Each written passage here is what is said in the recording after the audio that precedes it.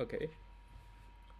Welcome everybody to our newest interview. So, after losing the league to Lehman last season, I was expecting Kitchee would bounce back stronger like they always did. Yet I was wrong. Kitchee is now sitting fourth on the league with practically no chance of winning it. And also they are eliminated from practically all of the cup competitions. So what went wrong? But it's not fair to discuss it with my own judgment because I'm not a Kitchee fan. Therefore, I have invited Adam from Angry Boundary Street for a little interview about Kitchee's season. So, welcome, Adam.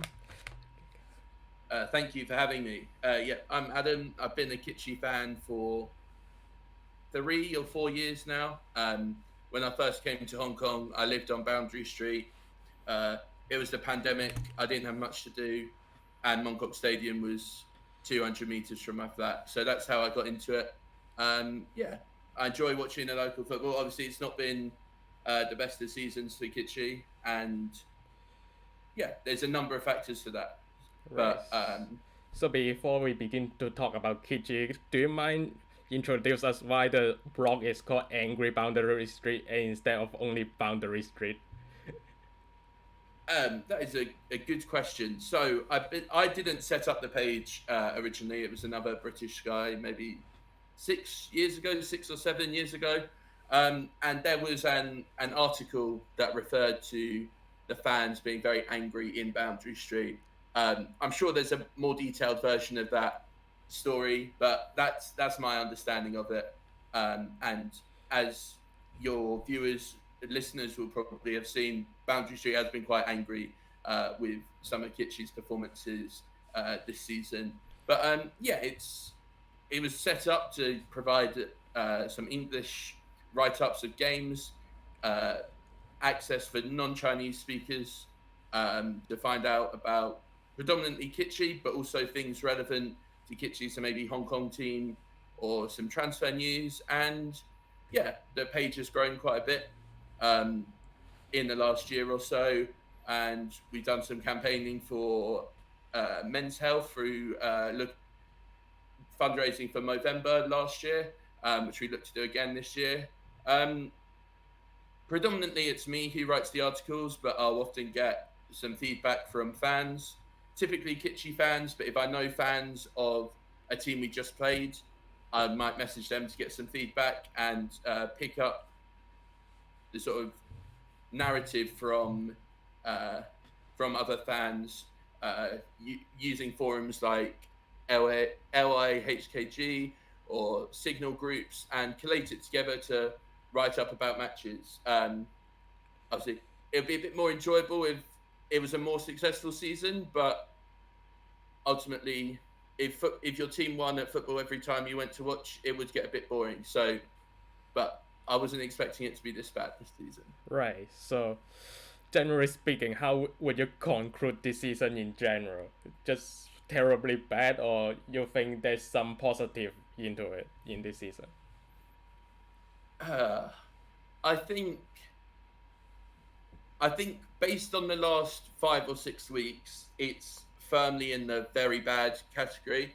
I think up until 5 or 6 weeks ago, that the being 2-0 up and bottling that lead to Kowloon City um, completely changed a lot of things.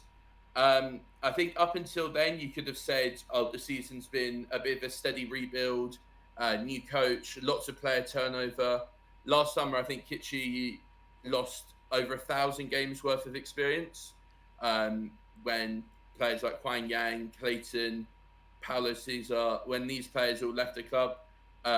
One of the issues for Kitchee last season, which was also a disappointing campaign, was that the squad was too old. This season, a lot of the players that came in were sort of younger age profile, under 27. So Thin Tally, Jay Haddo, Jordan Lamb, Leon Jones. But I think what's been the bigger disappointment for me is, while there will be fans who expected a complete bounce back from fourth to first, other fans like myself were maybe more willing to be a bit more patient, knowing the changeover, but and accepting the need for a rebuild. Kitchee the last few years had relied on the very experienced, but also quite with experience comes old age, and this core maybe last season was the end of the road for some of them, and the squad needed a refresh. But the part of rebuilding a club, if you've had a disappointing campaign, if you're expecting fans to be patient, is to use some of the younger players available to you. And looking at Kitchee this season, you've seen very few minutes for those under 22 players that come through the academy, or some of them still in the academy, depending on their age. They come, they sit on the bench, they might warm up before the game and at half time. They know they have no prospect of coming on because of the. Well, I mean, you're obviously going to have inexperienced players there for the feel of a match, but for some of them, it does feel that they're just being selected in the squad to not be used. And if you're trying to establish a rebuild of a football club, you need to be giving those players minutes. And either you can give those players minutes when you're winning comfortably, which there was some sign of Cardoso doing that at the start of the season in the big wins over Rangers and Hong Kong Football Club. There were young players brought on in the closing stages. Chen Go-hin scored against Rangers, I believe, like in his first Kitchee goal. He'd had a couple of years out on loan at Southern. Tom Young was only 17, I think, came on towards the end. Okay, you're not giving them that much time, but they're getting a bit more of a feel for it. But then as the season went on, that didn't seem to stay with it, stay as part of the plan. And what where it really came to a head is that when Kitchee had that awful week of going 2-0 up twice and losing both games 3-2, when there were opportunities to, or when Kitchee needed to bring someone on to score a goal. So in the Kowloon City game, Kitchee had obviously brought on all their 5 subs, and Welton got a head injury. And Kitchee then, with the extra concussion sub, brought on a right back rather than Matthew Slattery, the younger striker, on the bench. And against Taipo, they just didn't use any attacking subs, despite shutting up shop. So I realise I'm maybe going on a bit, but overall, I'd say, yeah, it's been a very bad campaign. I think some of the leeway that fans were willing to give a rebuilding squad has been eroded by that lack of minutes for fringe players, that over reliance on players that are being run into the ground, and ultimately it's a second year without a league title, which I believe is the first time in 15 years Kitchee have gone. It's the first time in 15 years that Kitchee haven't won a trophy at all, but also the first time they've gone 2 years without winning the league. So there'll be another rebuild in the summer, because this rebuild, if you can call it that, hasn't worked, and it's very disappointing to see. Okay, so let us review the season bit by bit. So let us turn back the clock to the last summer. So after Kim Dong-jin stepped down as head coach, Kitchee announced Cardoso as the new coach and made some interesting signing. For me personally, when that happened, because the new foreign players are all sound pretty exciting on paper. Aaron Ray played in the second division in Spain, Luis Machado and Welton in the Portuguese league, and Ba Junku also played in K1, and Diago Danka is said to be a Philippines international. So at that point, when I was writing in the page, I said Kitchee will win the league this season, because with also Jordan Lam and Leon Jones were quite promising players in the local league. So I was predicting Kitchee will win the league at that season. But what was your feeling back then? Were you confident of the season, or do you see signs of warnings already, or red flag holding up?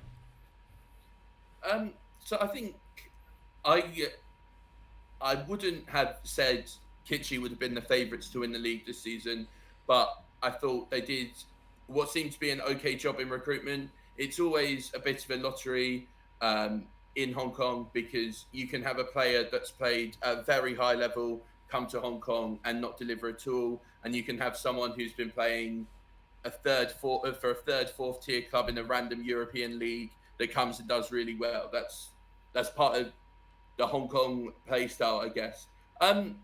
yeah, obviously having younger players come in was very good, and as you say, those slightly more experienced foreign players did look promising. Um, I think there were there were fans who are maybe concerned that these transfers came quite late into preseason.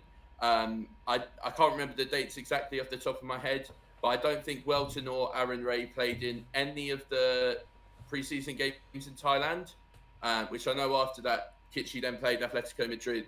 But yeah, it sort of set the tone that the recruitment was done quite late. I know when you don't announce a manager formally till a bit later, so it's unclear whether there were maybe other targets that Kitchee wanted, or whether these deals took a bit longer.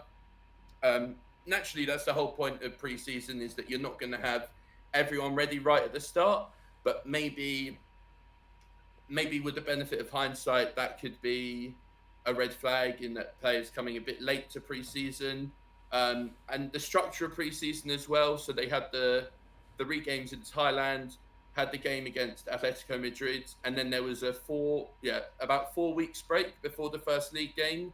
So any positive momentum that had maybe been built, like in Thailand, Kitchee looked okay. I mean, they didn't set the world on fire, but they played okay against Atletico Madrid.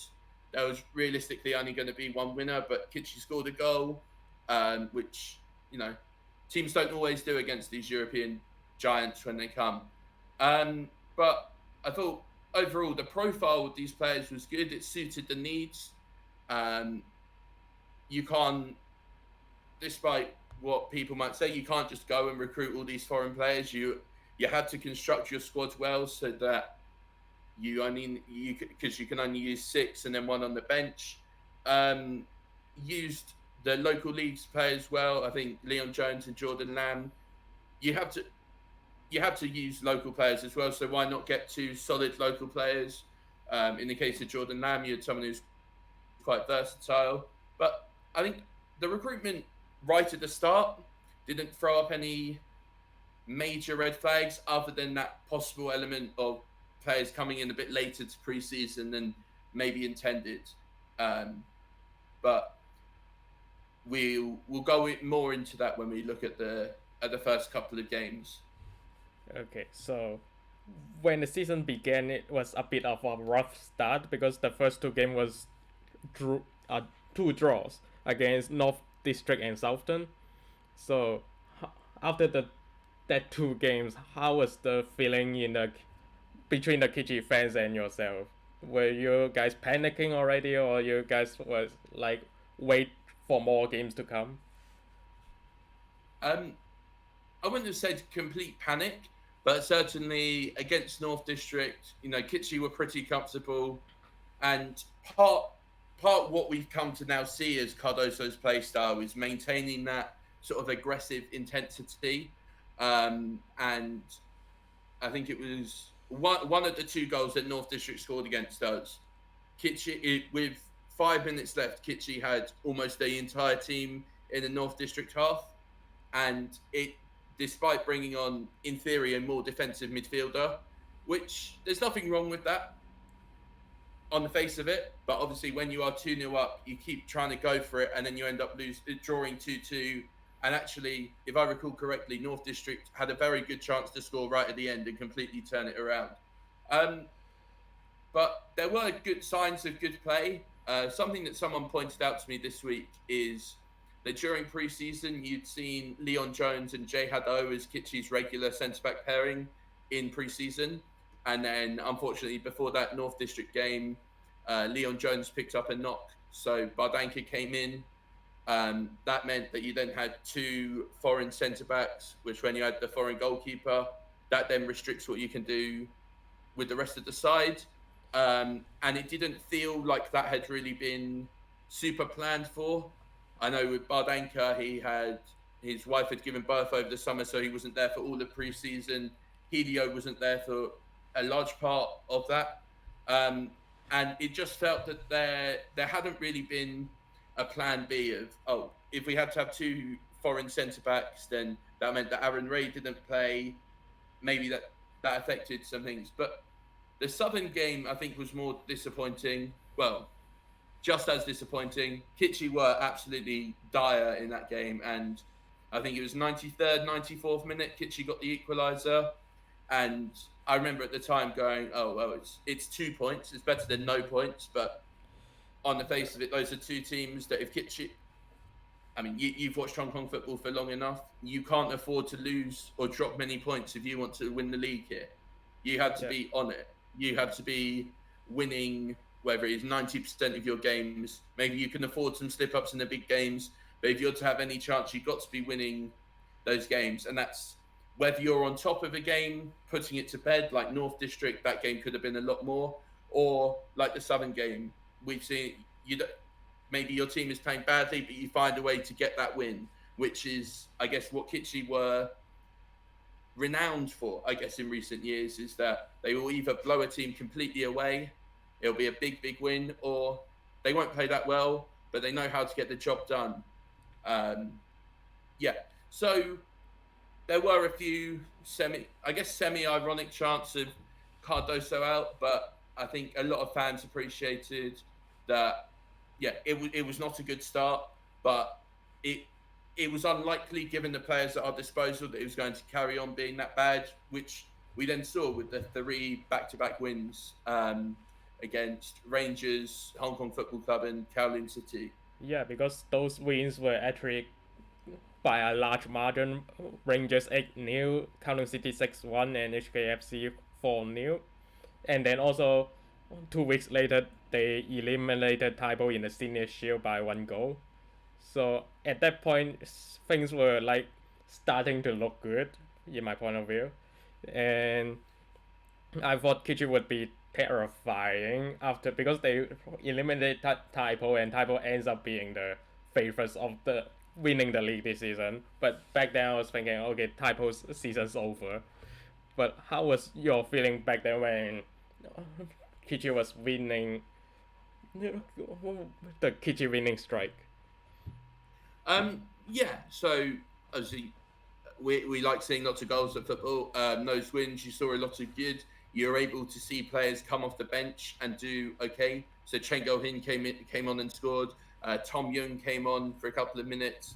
I think one of those games we played a game on the Wednesday and then a game on the Saturday. So on the Wednesday game we were ahead. I can't remember which way around the games were. But on the Wednesday game we were ahead.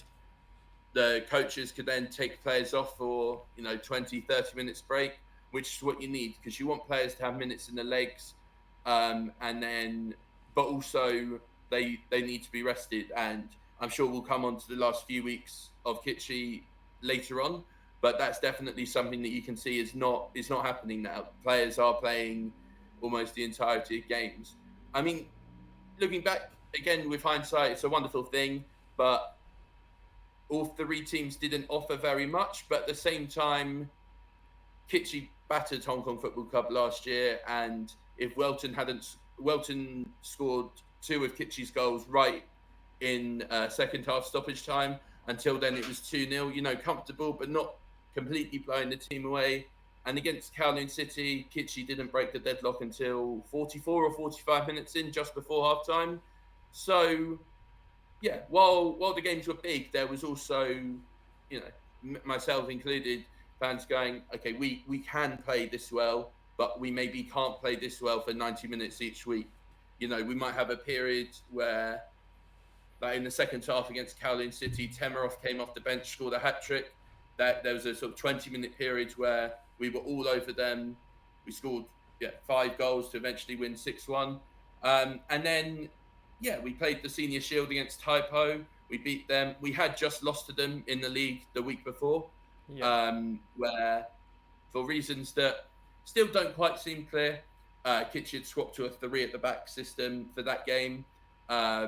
Dantas made his debut. There were some worries that he maybe wasn't fit for that Taipo game. I think he's been one of our standout players since. But there was still, winning that Senior Shields quarterfinal against what has proved to be, and Taipo had just beaten Kitchee in the league. Taipo have been very good this season. They've constructed the squad very well, and hopefully, hopefully as a Kitchee fan, because I don't want Eastern to win the league, hopefully Taipo can get over the line these last few games. But we thought, well, the Senior Shield, Kitchee had done very well in that in recent years, winning the last two, and yeah, there was a bit more optimism, which unfortunately didn't come to fruition. But I think looking back, looking back at how those three teams that Kitchee did very well against, those teams, while they've improved, like the standard, I think, of the Hong Kong League, the weaker teams have proven this season that they can compete a bit more. You have, I don't want to go as far as saying anyone can beat anyone, but these teams have been able to take points off your traditional big boys, and those were occasions where they couldn't, but they were able to compete with Kitchee for a bit of those games. Right, because besides they can compete with Kitchee, and actually they can take points from the title contenders, if we didn't consider Kitchee as title contenders. But like Hong Kong FC just drew Eastern like 2 weeks back, and then also Taipo has lost points against a lot of weaker opponents actually, because if they won those games they would be quite comfortable on the top of the league, but they are not. They are just 1 point ahead. So I think this season is quite exciting for neutral fans like me, because it's like everybody can get point from everybody, but also is I think is something that we mentioned before the program is like there's a lot of players went to China after the promising Asian Cup and also their promising performance in the AFC Champions League too. So I think that's contributed some to it. And now, before we get into that aspect, let's talk about Dandas, because Dandas came into Kitchee halfway through the season. Do you think Dandas is like sort of an emergency signing to stabilize Kitchee at that point of the season? Because the defense before that was seems a little bit unstable.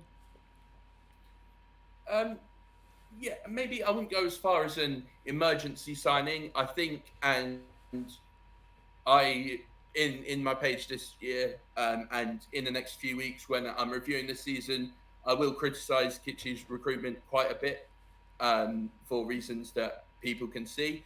But I actually think Dantas was business of, oh, we signed Bardanka to play this way. Bardanka can't play that way, so we'll sign someone to bring him in. Yes, I guess it was a bit of an emergency signing, possibly. And as you say, the defense was looking a bit shaky. We didn't have Helio back.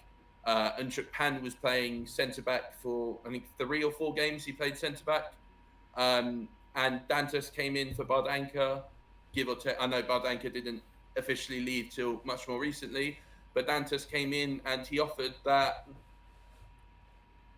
assurance, I guess is maybe the word to say.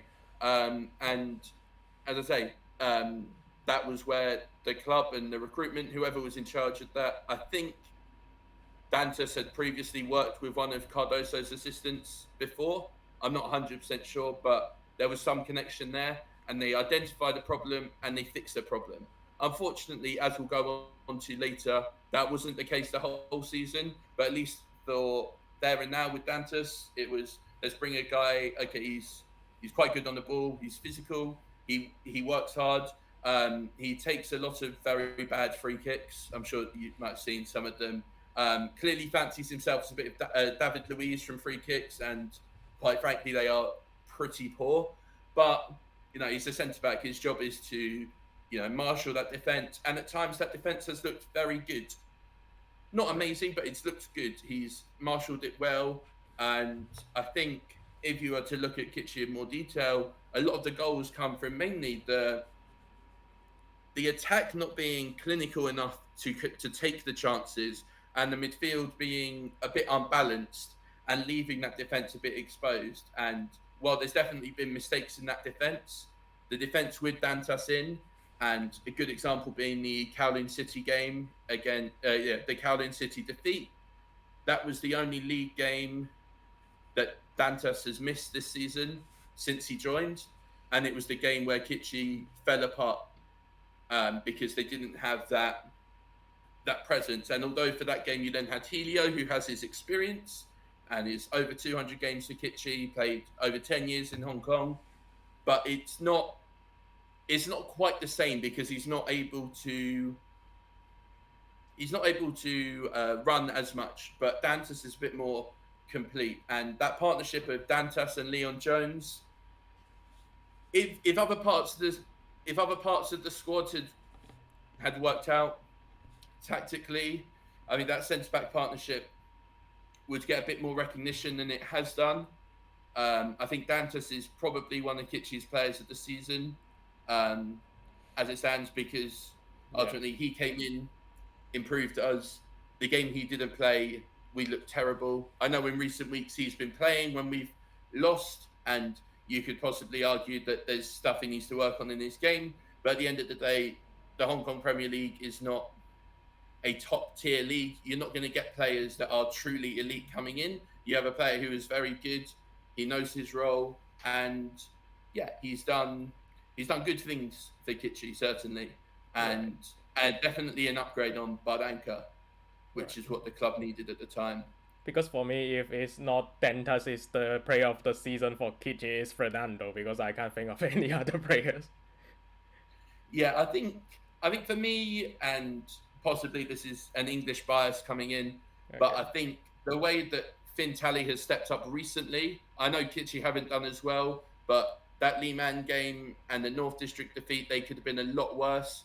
But I know Tally, he's a young goalkeeper. He took his time to settle, but he's looked a lot better since. So I'd say it's definitely between those three for player of the season.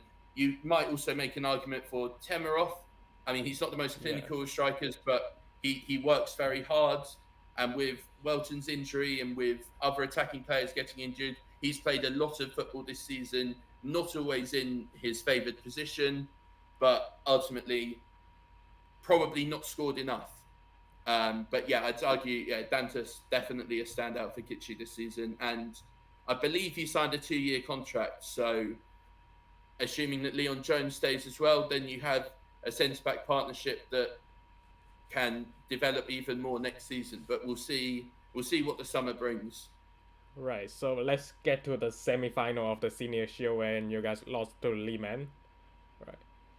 So what do you think, when what do you think that's the starting point of the entire season falling apart? Um, yeah, yes and no. So a few weeks before that Senior Shield game, we played Lehman in the league, Yeah. and Tantranlock got injured, and he hasn't played since. And up until then, he'd been starting almost every week. But the Senior Shield, I remember coming away from it. So I remember going to the game. Myself and a Kitchee fan, we were doing a walk for Movember, and we looked at the lineup, and we'd seen no Mingasov and no Machado. I think Mingasov was suspended after his red card the week before, and Machado was injured. And we were saying, oh, we don't, there isn't the width. It's going to be Temeroff on one wing and Pumpohin on the other. And then that ultimately makes the bench weaker because you've lost two starters. So then the bench is weaker. That's how football works. You lose two starters, your bench is obviously going to get weaker. So I think going in there, I thought we still had a chance, but yeah, ultimately it didn't work out that way. Possibly a sign of things to come. Cardoso only made one sub, despite the fact that we were losing. I know with Temeroff starting, there was no senior attacker on the bench, but it just felt a bit of a tame effort, really, in Right. terms of bringing players, trying to change the game. I think the only sub he made was Fernando for Poon with about half an hour to go. And I think one of the issues that you could say, it's not just Kitchee who faced this problem, but I think with Kitchee it's the most apparent, is that you have a clear drop off between the local players who are going to start every week for your team and the local players who are not. Kitchee are not the first team to have this problem, but the squad build up and yeah, the squad planning over recent years has meant that you have players who have been in first team squads for 4 or 5 years, but with very few minutes. So then when you have a situation like that, there's no, there's almost, you'd almost say there's, the coach might feel there's too much pressure to chuck. Say at that point, Matthew Slattery, who had only played Sapling Cup until then, could you argue, oh, maybe it's putting too much pressure on a young player to put a 19-year-old on, saying, right, we've got half an hour left, we need a goal. I can understand from a pressure perspective, but then that comes down to the squad makeup. Like, one of the reasons why Kitchee did so well in those 3 games in September, October was that Machado and Mingasov on the wings were playing well. They'd put in their shift, they'd get a few assists. Mingasov, I think, as at time of recording, is second or third for assists in the Hong Kong Premier League, despite not playing since January. And I think it's something that went a bit under the radar at the time, both when he was suspended for a couple of games and then when he got injured in January. But how integral he can be. But I think it did set the tone in, ultimately, one of the big fan complaints now is that there's no attempt to use subs to try and change the game. It's very much very, very rigid tactically, or at least appears that way. And playing players in the wrong positions, which, again, Cardoso is not the first Kitchee player to play players in the wrong positions. Last season, because Kim Shin-wook wasn't playing, Kitchee are playing Jakob Janstra or Juninho, trying to be this number 9 focal point that didn't work. Kitchee played Igor Satori on the right wing for 18 months when his best position is the left wing. We've seen him go to Taipo and look amazing. Kitchee at one point tried to play Ollie Gerby at right back, which didn't work last season. So it's not a new thing for Kitchee to be playing players in the wrong position. Sometimes that is by there is no choice. Oh, someone's got injured, you have to have a reshuffle. Other times it's, going into a season where your only wingers are two players in their 30s in Mingasov and Machado. And I know Mingasov wasn't injured at the time, he was suspended, but they're not having any depth that you feel you can rely on. So then you're playing a guy like Temerov and Poon as your wingers, neither of whom are particularly good crossers of the ball. That doesn't really work. And possibly fans should have been, include myself in this, maybe should have been a bit more wary. Obviously, it's always disappointing to get knocked out of a cup competition, especially when you have a lot of recent pedigree in it. But I think overall it was a case of we were missing players. We didn't play that badly that day. If I'm right in thinking, Everton scored an amazing free kick that day. Yeah. If it's a game. Yeah, and sometimes, like, as a fan, you have to go, right, well, cool, okay, that's happened. It's just annoying that after that, he's only made one sub.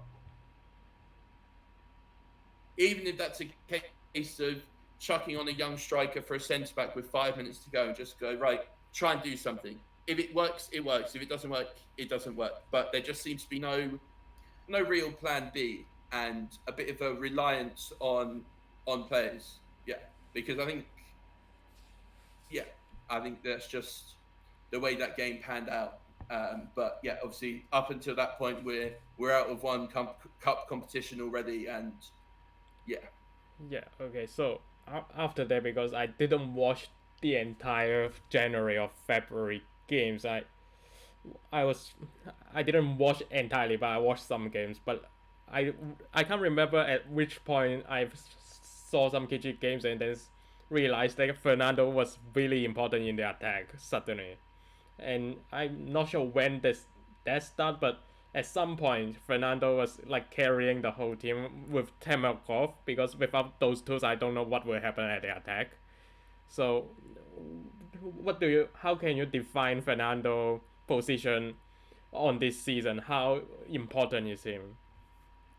So it's something I was looking at this week, and it's been very, very odd. So the first 2 games of the season, he started at left back, and then he was used off the bench. He started another game in October, and then the game in The Southern away game in January, he was injured for. And then Eastern the week after, he was playing in sort of a cam role, Yeah. which didn't really make sense. It was a bit odd. Like, oh, that's a guy who's predominantly been on the wing, now playing through the middle. And yeah, Kitchee ended up drawing that game. Unfortunately, Mingasov got injured after about 25 minutes, which sort of served as the catalyst for Fernando's role then becoming prominent because I guess having seen Temerov and Poon not work on the right hand side, Kitchee kind of changed the formation up from being a 4-3-3 to more of a 4-4-2, like a diamond, almost a 4-1-3-2. So playing Welton and Temerov up front, which they did. No, against Typo they didn't. Against Typo it was Temerov and Junior, and then it was Fernando on the left, Machado on the right, and Aaron Ray through the middle. So actually that Typo game where Fernando was unbelievable, like for a player who's 38, that was his best performance for a long time.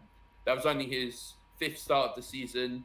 Um, yeah, Kitchee went a goal behind, and Kitchee up until that point hadn't won in Taipo for something like 2,500 days because there was a period of time where Taipo weren't in the Hong Kong Premier League.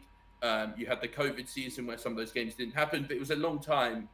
And I remember because Taipo scored after about 7 minutes. It was also I'm very much a stats nerd for this, but it was also a very long time since Kitchee had come from behind to win. And as fans in Taipo that day, we weren't very confident after Taipo had scored after 11 minutes or something. It was very early on, but then Fernando played very well down the left, got a cross in, Temerov scored, and then soon after Kitchee got a penalty, a bit of a harsh one at the time it felt, but VAR is it shouldn't be, but it is very subjective. You're going to get decisions that go in your favour. You're going to get decisions that don't. Kitchee got a penalty. They scored it. They go up 2-1. They see it out. And then the next week we played Eastern. Fernando again played very well. Scored again, I think. Yeah. Yeah. Scored again. Kitchee won 3-0. I was saying to someone the other day, actually, well, Eastern had just played the Senior Shield final, so they'd only had 3 days rest instead of 7.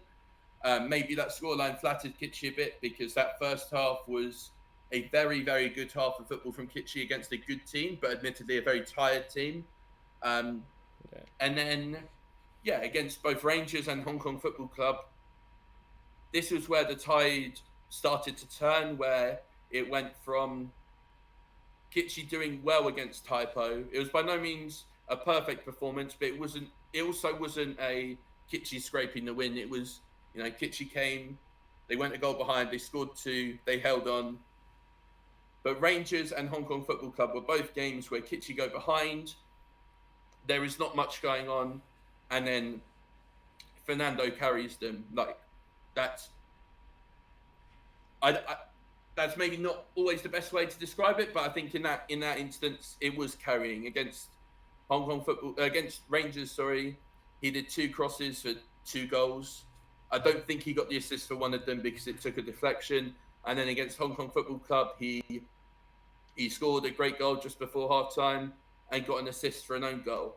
And it did feel then that the tactics that had previously been being used of what seemed to be a sort of aggressive football, very front foot, very beautiful football, as you might call it, tiki-taka type thing, where it just came a bit, and so someone summed this up a couple of months ago, and I think based on how the last couple of months have gone, it sums it up very well. But it just seems to be get the ball to a Brazilian and hope that they do something.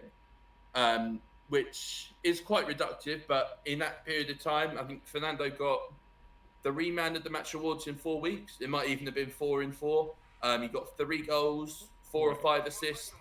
Like he was unbelievable in that time, and unfortunately, Kitchee couldn't keep up that momentum. I think the break they had after the Hong Kong Football Club game, because I think Kitchee then had a bye week the week after. That came at the wrong time where Kitchee had won, but they'd not been amazing, but they'd had that sort of we can get over the line. But it did feel that there was a bit too much reliance on a few players. Like Temroff at that time, he hadn't scored. He'd scored against Taipo and Eastern, but then against Rangers he didn't score, but he was still working hard. But yeah, Fernando's impact in those few weeks was very, very good. Um, while, as you were saying, the standard of the league has got a bit more competitive, should a player who's 38 be that dominant in the league is a question for another day. But he was very, very good on those days. Kitchee seemed able to get wins. Kitchee came from behind 3 times in 4 weeks, having not done so for a very long time. Fernando was very instrumental in that. The subs, at that point, Cardoso still wasn't being very active with the subs. He was waiting till later, but he was bringing on Helio to see out wins. He was giving players a bit of a breather. But ultimately, after that spell of Fernando doing very well, that's where the season all kind of came crashing down. Right. Because between Hong Kong FC, the match against Hong Kong FC and Kowloon City is actually 10 days. I don't think the break is that long, but there's a week between that doesn't have any matches because the game against Kowloon City was a midweek game Midweek. on Wednesday. So let's talk about that game. So for me, it was quite shocking because I didn't watch the game at first because I live in UK and I didn't realize there was a match. But as soon as I see Kowloon City 2-2 on the screen, so I turn it on. So and then I saw the 2-3 goals. So I didn't watch the entire match. So what do you think went wrong on that match? So I think going into that game, as you say, Kitchee had a bit of time off, which you need. Obviously, with a league that has an odd number of teams, that's going to happen a few times a season. It just came at, maybe it came at a bad time for Kitchee. But for that game, Dantas was suspended, as we talked about earlier. Dantas was suspended, so you then had Helio. But even still, that first half felt very, very comfortable, 2-0 up. Now, at this point, because of drawing to Lehman, Southern, and Eastern throughout the season, Kitchee were a bit off typo. So there were a few of us in the stand thinking, oh, well, maybe we need to prioritise the FA Cup. And ultimately, it seemed that's what Cardoso thought. Not at the start, obviously, but at half-time, he brought off Aaron Ray for Chen Qing Long. And then around 60 minutes, he brought off Fernando and Juninho for, I want to say, Poon and Welton, I think. So it's not quite a direct swap, but it's changes. And ultimately, I think there it was complacency, players losing focus. None of the 3 goals from Kowloon City were particularly great. It was a case of bad defending and a team ultimately capitalising on the side that had not put the game to bed. Now, as we see, normally, if you go 2-0 up with half an hour to go against a team that you've beaten, that you've thrashed twice this season, you can maybe be forgiven for being a bit complacent. But actually, since Kitchee had beaten Kowloon City 5-0, they had been looking better. I think they'd done very well against Eastern. They'd gone up against Lehman and then lost, but they'd shown signs of being good. Kayron, the striker, had been very effective. Galco at centre back, very good. Like it was not, while it was pretty much the same players, it was not the exact same situation. It was a club that had adapted, and Kitchee fell apart. It was a horrendous collapse to witness. I know that the rest of the league were very, very happy because of Kitchee's dominance in recent years. I can totally understand that. If you were not a Kitchee fan, you would have enjoyed that result.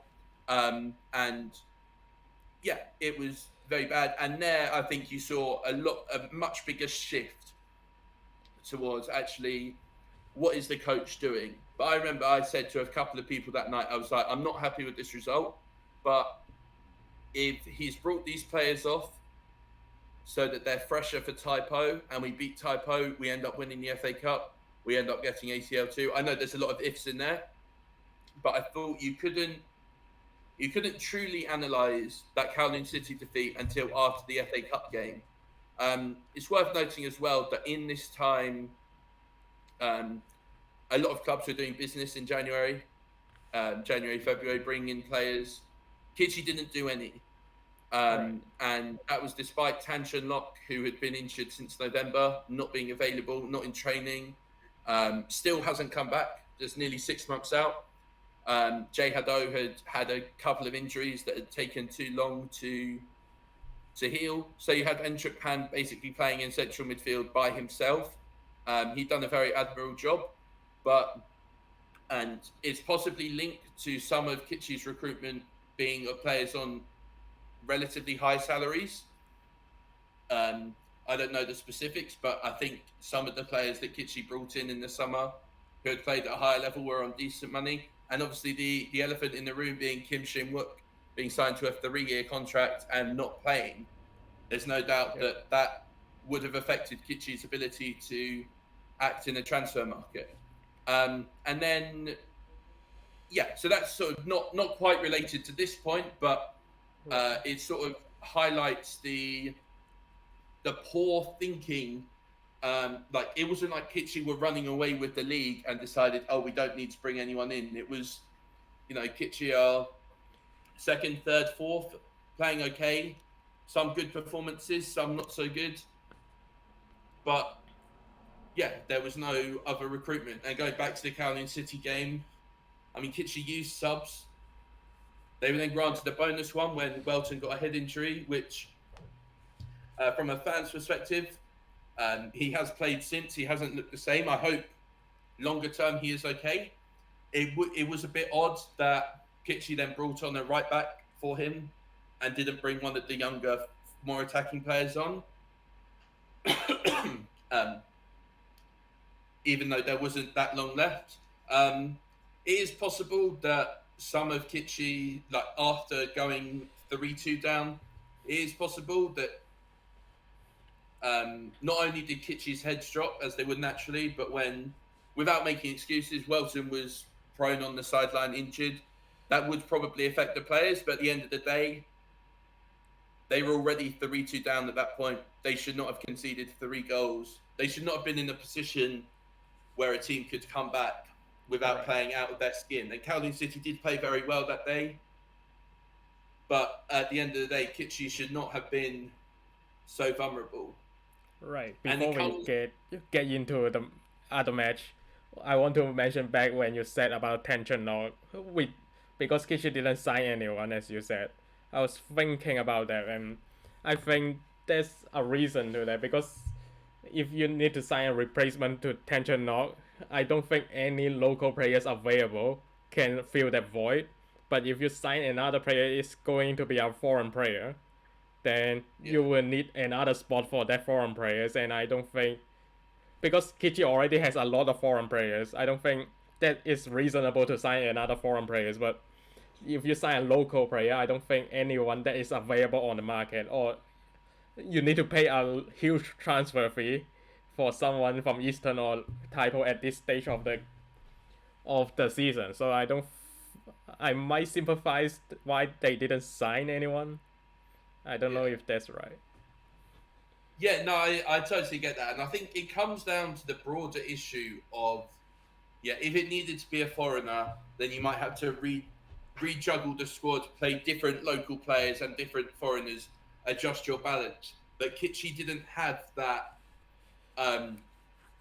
Kitchee didn't have that flexibility, as you say, because they'd signed foreign players. But also, the local players that Kitchee had were not deemed good enough, and you can see that with, like, Helio's not started that much this season. Lorty Chun's not started as much because he's been alternating with Bei Jae Woo. Players like Poon, Chen Go Hin, Chen Ching Lung. Like, there's limited trust in the local players, which then means that you can't.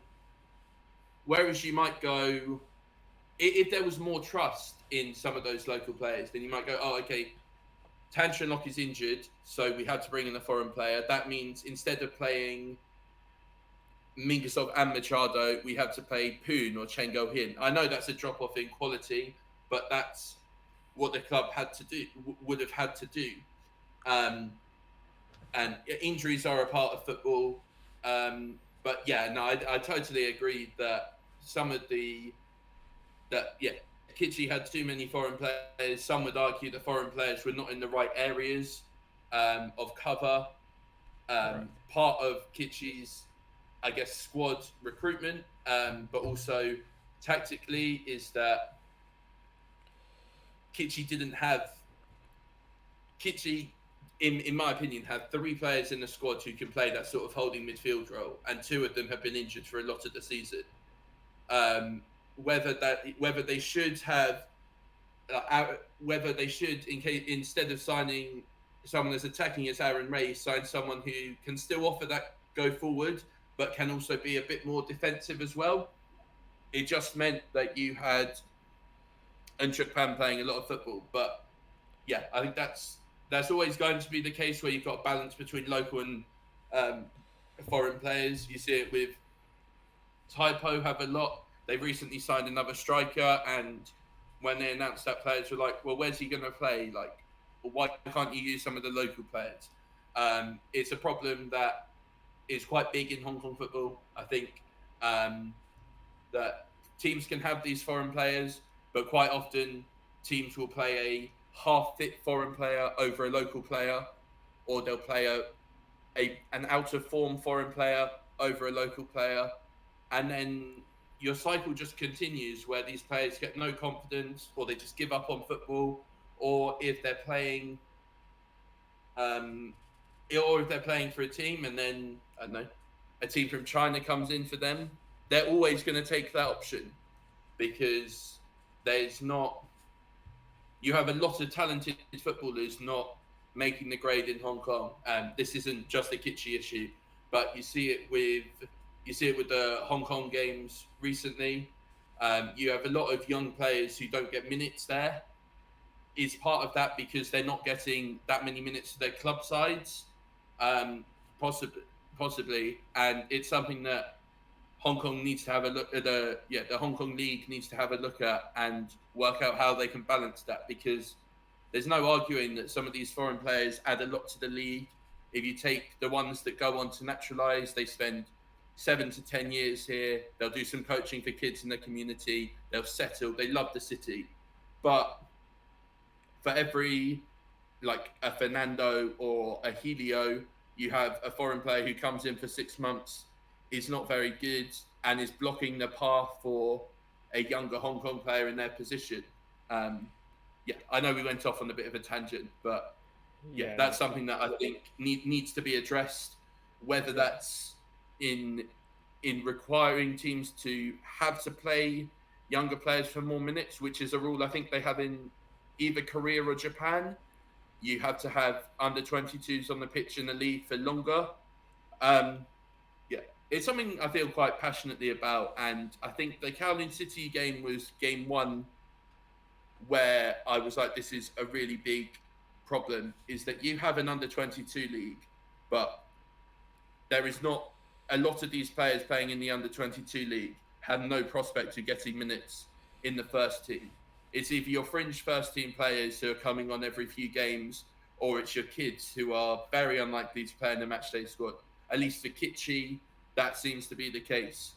Like, what is the point of having an under 22 league if you can have players playing well in that, but then when your team needs a goal and you're an attacking player, they're not bringing you on. So that's something that. Right. I know we are still in Kowloon City, but we need to wrap up in 10 minutes. So. Okay. So we have the game against Taipo. We lost. Kitchee lost, and then also lost to Lehman and Drew Easton before the last 2 games that Kitchee lost to North District and Lehman. So how do you sum up these recent games? So I think a lot of the problems can be attributed to that Kowloon City defeat. After that, you saw an even bigger shift that Ege Cardoso um, was not going to make subs early because he'd made the subs early, and ultimately the replacements had not been able to see out the win.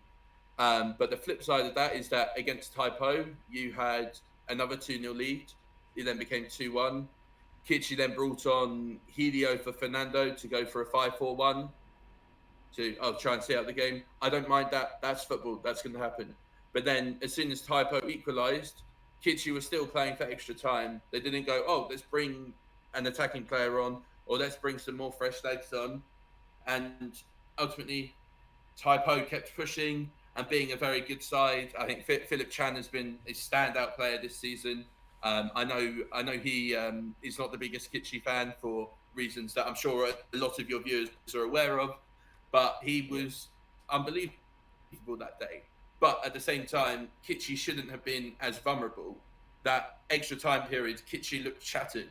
Why were they tired? Because they weren't making subs.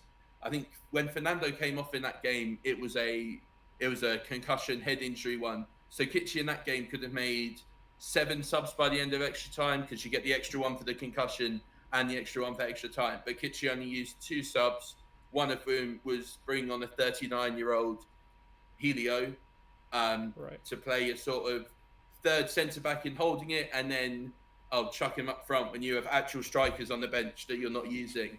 And then, yeah, moving swiftly through the other ones.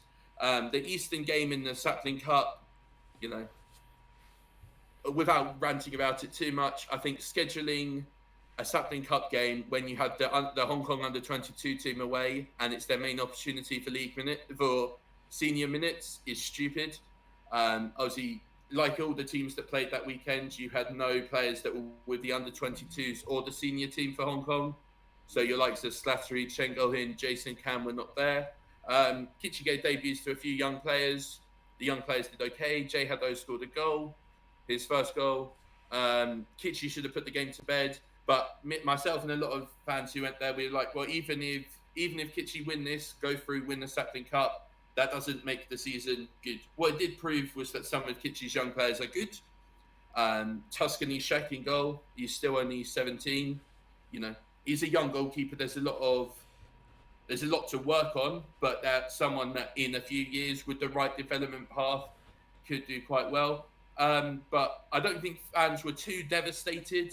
It wasn't like we lost to Eastern. Eastern eliminated us from a cup, but we didn't lose to them. And then after that, you had Lehman in the league where, yeah, Kitchee made 1 sub after 25 minutes or whatever. Because Junior got injured. Again, no other subs when it's clear the game needs freshening up. North District, Kitchee were obsessed with playing out from the back, and North District could have had 3 or 4 goals very early on because Kitchee were very careless. And they ultimately, by still being at 1-1, they then left themselves vulnerable to North District scoring, and they did at the end. Like, I don't think any of us in the stands were going, well, that's completely undeserved. At the end of the day, Kitchee has on paper better players. Kitchee had opportunities to see out the game, to score, and they didn't. But at the same time, North District played very well. They're another team that's done a lot better this season than many people expected, at least in recent weeks. I think they've won 4 in a row. Kendi is a very, very good player. Yeah, I think Like it's 5 in a row, sorry. I'm not sure, but I think it's 5. No, I'm not sure, sorry. Yeah. But Kendi, like a lot of players in the league, seems to mainly turn up against Kitchee. I think Kendi's got 5 goals in 7 games against Kitchee or something like that. Yeah. And then I think the final straw for a lot of people had felt a lot of anger towards Cardoso long before the season imploded, which I felt was a bit harsh at the time, given the revamps. But ultimately, if we were never told, as a fan base, because you're not like, was Cardoso brought in to, right, you need to go and win the league in your first season, or was it, Cardoso, we will give you 2 years to get us back to that big stage. We recognise you need to rebuild the squad a bit. And so that was my feeling at the start, that maybe there was something like that, but then not using any of the young players anywhere near as much. I think Chengo Hins played about 500 minutes, but all the other young players have played nowhere near that amount of game time. Um, and then obviously North District, it was this team are not very good. This team, Kitchee, had beaten 5-0 3 or 4 weeks before. Yeah. And it was similar issues with Kitchee, not being clinical. That game, Leon Jones was missing, so you have Helio's vulnerability being exposed because Jay Haddo is also injured. And then, yeah, Lehman, it was. I don't think anyone went to Lehman expecting Kitchee to get anything from it, if I'm being brutally honest. Kitchee don't have a great record there. They don't have a great record against Lehman in the league. It was wet. I mean, that's not an excuse, but, there was not. It did not seem. The stage was not set for Kitchee to do something incredible. And then they have a couple of minutes of decent possession in the first half, and then boom, the Dudu plays the ball to Anier, and Everton gets it, and then Everton scores. I mean, the guy's ridiculously talented, one of the best players in Hong Kong Premier League history. And yeah, once Kitchee had conceded after 2 minutes, no one in the crowd thought that Kitchee had any chance of coming back. Kitchee then conceded to Dudu a free kick because no one thinks to mark the centre back who's come up. Obviously, Dudu very good in the air. Not the tallest of defenders. I think he's less than 6 foot. But Kitchee don't track his run. He gets a lot of space. Then the second half, they scored 2 goals very quickly. Paulison's goal. For anyone watching this, if you haven't seen it, it's a very, very good goal. And, at that point, it's 4-0. Kitchee fans are sarcastically applauding, oh, this guy scored a great goal against us, and also being critical of the coach. But then the overarching view from a lot of the fans that were there that day was, okay, it's 4-0, you've got half an hour to go. Why not make your subs early, get these fringe players on, give them half an hour where, what's the worst they'll do? Concede a few more goals? Like Kitchee, with their best players on the pitch that day, were 4-0 down. And he didn't. He swapped the right backs over, Law for Bei Wu. Law, who until that point had been one of Kitchee's better players. And then right towards the end, he brought on Chen Go-hin came on, and there's someone else. Yeah, Chen Go-hin and Chen Qinglong. And then at the end, Jason Cam was set to come on for Helio. But there was no... It was very unclear what he was trying to do. Like, at 2-0 down at half-time, that you're always going to be up against it. Part of Kitchee's, some might say it's bad luck with injuries, some might say it's poor squad recruitment. But the bench that day, you have an injured Welton, who, by all accounts, had not trained very much that week, so was never going to be an option. But Kitchee had to fill the bench. In the stands, you've got the injured players. You've got Poon Poi Hin, who a couple of weeks ago was left out with the Kitchee squad to go and play in a university game. I think that tells you a lot about where he is within that Kitchee pecking order. Like, if your coach is dropping you to go and play in a game of significantly lower standard, and yeah, Kitchee ultimately had 9 subs. 2 of whom were goalkeepers. 1 was an injured striker, and they don't make the changes. Now, some might say you don't need 5 subs in football. Like, okay, that was a COVID thing when, at least in England, it was a COVID thing initially because players were playing a lot more. Players had a few months off mid-season, and obviously it stayed the case. But given how often Kitchee either haven't been able to get started going in the game or they've needed to get something out of it, the inability to use all those subs. I'm not saying just use the subs for the sake of it, but in times where it's, oh, we need a goal, let's put a striker on, let's see what he can do. Or even against Lehman, you have time left. Okay, Kitchee are not going to score 4 goals in half an hour realistically. So why not give these guys the opportunity to prove themselves a bit? Whether that's, they play okay, maybe they score, maybe they impress, maybe that gets them a new contract. maybe he tries players out in new positions, but it's just very tactically one dimensional. And it's meant that in like since January, you've had like Temerov has played over 70 minutes in almost every game, if not 80 or 90. Right. Fernando at 38 has played a lot of football. Juninho's played a lot of football because these subs are not being made at all, or they're being made too late. I know in the Kowloon City game, the subs were made too early, but there just doesn't seem to be that tactical awareness. I'm not saying that I would necessarily do better. I'm not a football coach, but as someone well known to I can't remember who, the definition of insanity is doing the same thing over and over again, expecting different That's results. Playing Einstein. basically Einstein, yes, but playing the same starting 11, which is not the youngest. Like in that starting 11, you have at least in the last couple, you have Helio, you have Fernando, Juninho, Machado. It's not like you're playing youthful players, but you're playing them for almost all the game over and over again. In the Lee Man game, like Machado was walking around the pitch for like 10 minutes before he came off. In another game, like players weren't moving anywhere near as quick for the ball, and it's like I was saying with the foreign players and how they'd rather use a half fit player.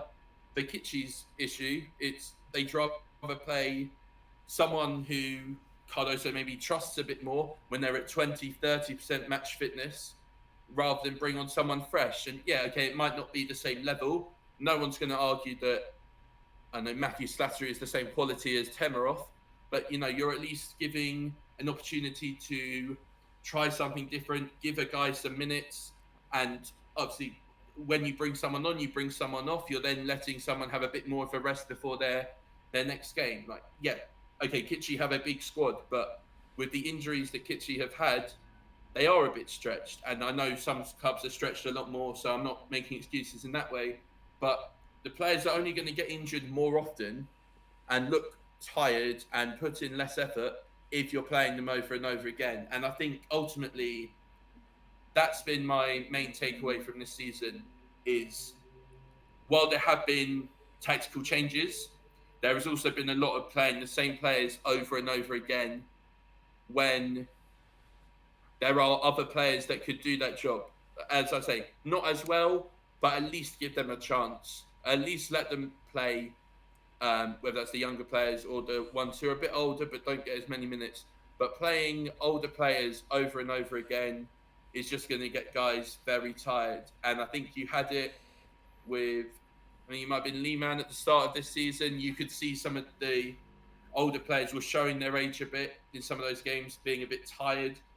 Um, but they, Lee Man, for example, they recognised that they brought in some younger players, changed the tactics a load of times, and it's worked. It's just very disappointing that whether that's not bringing in any reinforcements in January, whether that's not bringing players off the bench, whether that's not trying something new tactically, it doesn't feel like there's been much tactical adaptation by the coaching staff this season, which has ultimately led to where the season is. Without getting too boring with statistics, Kitchee, if Kitchee lose one more game, that's their worst. That's their most defeats in the season for a long time. It's the most goals they conceded for a while, and it's a shame because at times Kitchee have looked very good, and even now at the moment, at time of recording, Kitchee have scored the second most goals in the league and conceded the second least amount of goals. But it's the problem is that in the games where one or both of those elements of the game aren't clicking, which obviously attacking and defending are two big parts of football, but if one or both of those parts are not clicking, then you just get some very drab football.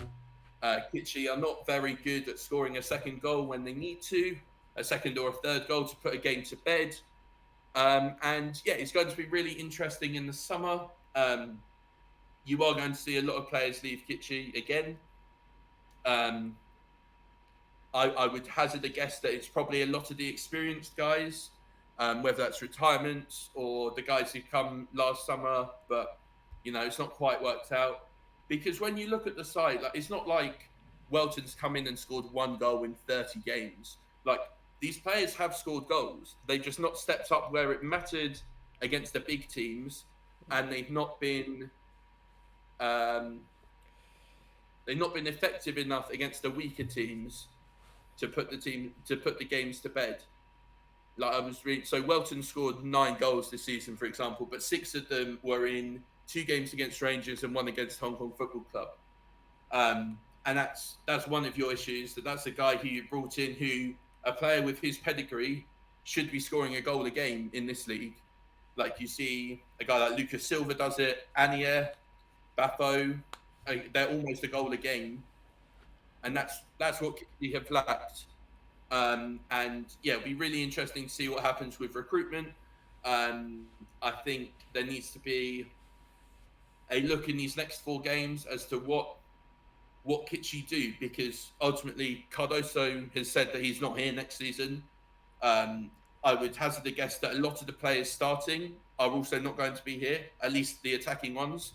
So you can't make a signing in April. So why not use the players that are on the bench and at least give them more of an opportunity to impress in these next few games and see, oh, is this person capable of playing a bigger role moving forward? If they're not capable, then you know that now, you know what you had to do in the summer.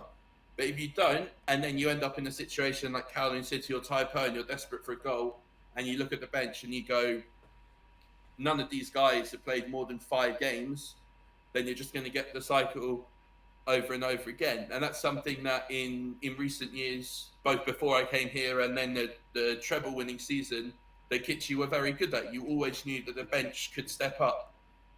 There was always good quality players on the bench to come and do a job, whether that was to see a game out, whether that was to come from behind. But there isn't that. And part of it, as we talked about, is that a lot of good local players are now playing in China, which is great for the Hong Kong team, but it means that the local players available for Hong Kong clubs is significantly reduced. But that's a question for another day. Yeah, we can do an Yeah. entire episode about that. Yeah. Okay. Yeah. All right. So thank you a lot for your analysis and your sharing today. So, and I think that's the end of the episode because we are exceeding the 80 minutes 80 minutes mark. So I think that's enough for today. So thank you very much for joining us. No worries. Thank you very much. And if you'd like to see more of my work, please search Angry Boundary Street on Instagram and Facebook to read more about Kitchee's season. It's not always that detailed, but yeah, come and check it out. Even if you're not a Kitchee fan, we value your insight too. But thank you for having me. Thank you very much for having me, and take care. Okay, thank you and see you next time, everyone. Bye.